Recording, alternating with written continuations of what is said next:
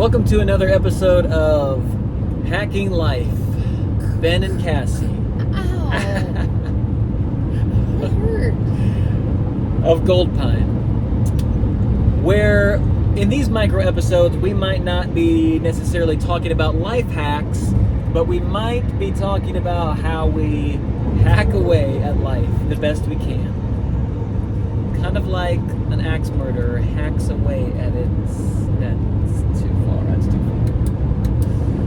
Anyway, this afternoon... Actually, there's a line. And she crossed it. Okay, you're the one that you were talking about an axe murderer. That's terrible. Terrible. By the way, has anybody out there seen the movie So I Married an Axe Murderer with Mike Myers? Have you seen it? Yeah. I don't know why I always remember that movie. Anyway, this afternoon I want to talk about art and the motives behind art, mixing art and spirituality, mixing art and business.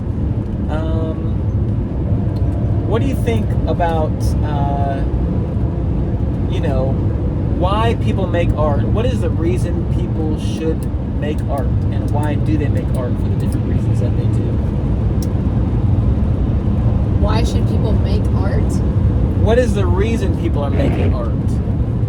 Like different reasons, and what should be the reason that people make art? Well, I mean, you can't tell someone why they should or shouldn't make art. There's no wrong or right answer. That's interesting right there. Yeah. It's just self-expression. And so, like, for me personally, I songwrite because it's therapeutic, and I like to write about what I'm going through, the good, the bad, the ugly. It helps me to get through. I'm on cruise control. I'm not just gassing it.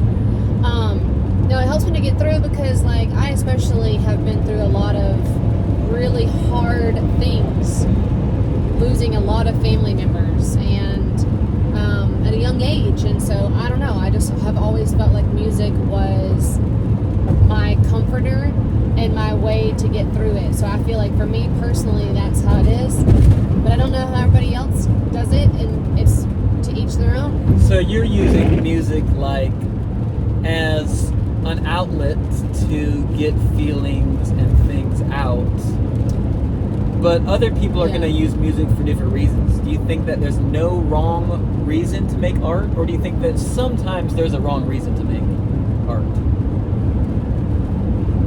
I mean, I don't really think there's no matter what people say, we don't know what they're making their art from, or where they're making it from, or why they're making it. Even if they're making it for the wrong reason. Is that when you should use those? I always use those at the wrong time, and Ben likes to point it out.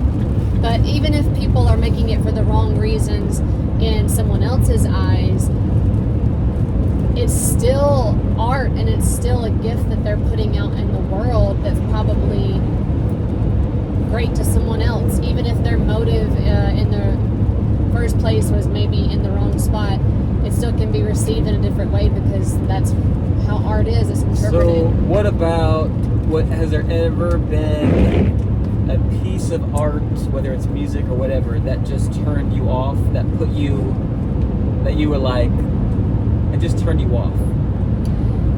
I mean, yeah. And what about it was it that turned you off? I mean,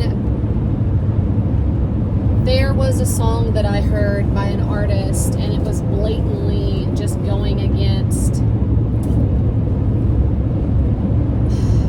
It was just talking about, like, glorifying going to hell and glorifying just living in an awful, awful way. And to me, it just turned me off because it's sad. And I don't glorify hell, and I don't think it's a place that we should strive to go. And so I just felt really bad for that person that they believed that or loved that so much that they would put that out in the world. And I was like, man, that sucks for them. I can also recall some songs political issues that people have written songs about that have really turned me off. And I try to be objective. Of course, none of us can be completely objective because of our background. But I do try to be objective because I also have tried to write some political songs, and I have political beliefs that may not agree with everybody. But I do remember some political songs turning me off about things that I just totally disagreed with.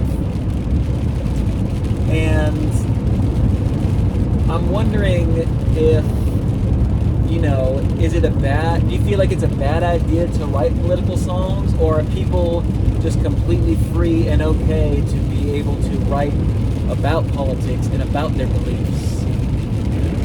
Absolutely. People can write about whatever they want to write about. It's their art. And that's what the beautiful part about it is. No one can tell you what you can and can't write about. So it just, the main thing is that it's going to connect with some audiences who believe like you do, and it's not going to connect with others. Yeah. But that doesn't... Is there a way to write a political or religious song that might be accessible to all people more than writing it in a way that would be offensive to people? I feel like maybe there's a certain way to go about it that really might be more effective than an offensive way. I don't know, what do you think? I mean, people are going to write about what they want to write about and say what they want to say and express their feelings the way that they do. But if they want it to be received, I feel like that you have to ease into something and use a lot of metaphors, and you have to invite the listener in to want to listen, because you don't want to turn a listener off right away. And that goes for, I'm not saying either one is right, for me, as soon as the person was glorifying going to hell and basically worshiping the devil in their song, I was turned off. I don't know that there's a right way to write that song that it would ever it would ever strike my attention and make me want to listen to it. But I do think that there's a way to say things without saying them as is, inviting a listener in, getting their attention, and then delivering a message a way that can be received instead of offending someone or just turning their ear off right away. I always think about when people are arguing, whether it's for a political point or a religious point, something they strongly believe in. A lot of times when two people are arguing, one who believes really strongly about something gets very mad, and they want to kind of force feed their beliefs into the other person. And I always think those people are really working against themselves, because if they actually wanted the other person to take their side, if they really thought their side was the best, then why not say in a way that could be accessible to the other person, as opposed to just straight turning them off? And might be the same with music. There might be a way to get into it, like you're saying, that doesn't just straight turn somebody off, but opens the idea to your belief to somebody. You might want to get in that lane, because that lane is way smoother.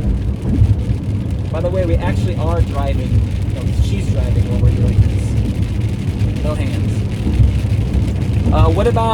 Lastly, what about spirituality in art? I'll speak on this one. I remember, I've been a Christian since I was very young, and I've always wanted to say something through our songs. Maybe it was something ironic that I believed. Maybe it was something that I wanted other people to see, that I felt like a lot of people in the world didn't see it in that point of view or that frame of mind. Maybe it was a spiritual issue of some kind. But I always felt like I wanted to get something across in poetry and in music. And I think I've been encouraged to do it in a way that makes it hopefully accessible to a lot of people.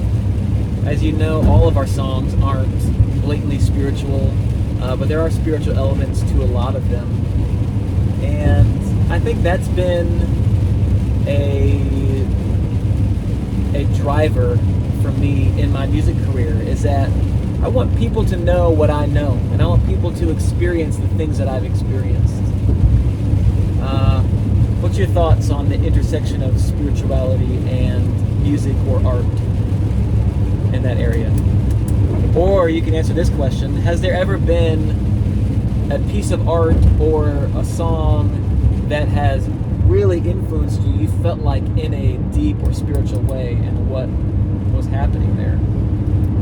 I mean, the first thing that comes to mind is when we were in Uganda, Africa for the first time, and it was the most difficult trip that we've ever been on, and we were there doing some youth conferences with Ugandan kids and teenagers, and the logistics were very hard, and it was just a really trying, difficult time altogether. And I remember towards the end of the trip, I think it was maybe like one of the last days, just so hot, and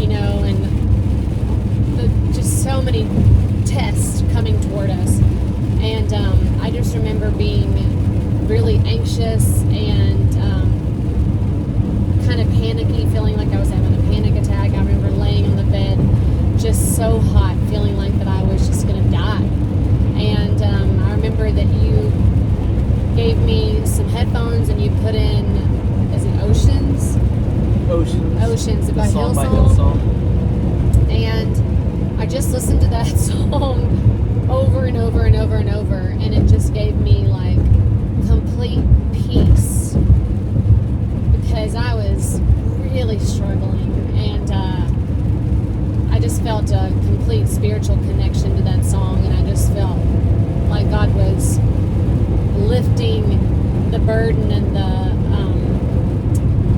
panic and the anxiety off of me. And so I just definitely had a spiritual experience through that song and through the words, and just connecting through the worship, and it helped me.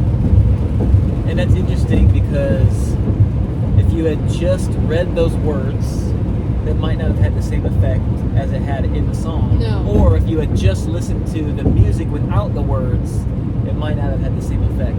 It was a combination of the soothing melodies and music along with the message that worked perfectly together to do something powerful in you. And it is interesting, even back in ancient Jewish scriptures, music was a powerful thing that priests and Israelites used in order to connect with and honor God. And so God created music in a powerful way, and to mix it with messages that are powerful like that, I think is, I don't know, the ultimate creation of art, I think. Powerful stuff. It's a big deal. All right. Well, thanks for hanging with us on this micro episode of Hacking Life. We'll see you guys next time.